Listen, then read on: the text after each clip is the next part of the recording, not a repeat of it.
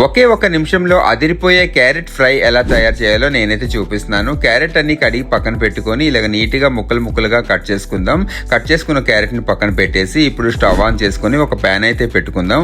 ఒక spoon oil వేసి మినపప్పు, జీలకర్ర, ఎండుమిర్చి, పచ్చిమిర్చి, కరివేపాకు పోపు అయితే వేద్దాం.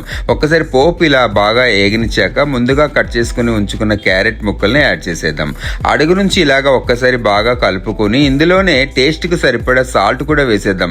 సాల్ట్ వేయడం వల్ల ఏంటంటే ఫాస్ట్ గా ఇది ఉడికిపోతుంది. ఒక్కసారి ఇలా అడుగు నుంచి బాగా కలిపేసి మూత పెట్టేద్దాం. దీని మీద మూత పెట్టేసి ఒక హాఫ్ మినిట్ తర్వాత మళ్ళీ ఓపెన్ చేస్తే చూసారు కదా, హాఫ్ కుకింగ్ అయితే అయిపోయింది. మళ్ళీ అడుగు నుంచి ఒక్కసారి కలిపి మళ్ళీ ఒక్కసారి మూత పెట్టేద్దాం. అంతేనండి, క్యారెట్ ఫ్రై అయితే రెడీ అయిపోయింది. ఇప్పుడు దీని మీద కొత్తిమీర కూడా కొంచెం యాడ్ చేద్దాం టేస్ట్ కోసం అని చెప్పేసి.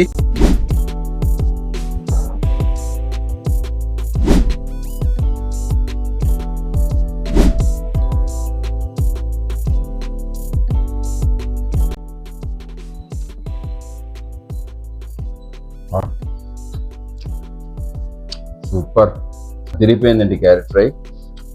మీరు కూడా ఇలాగే ట్రై చేయండి.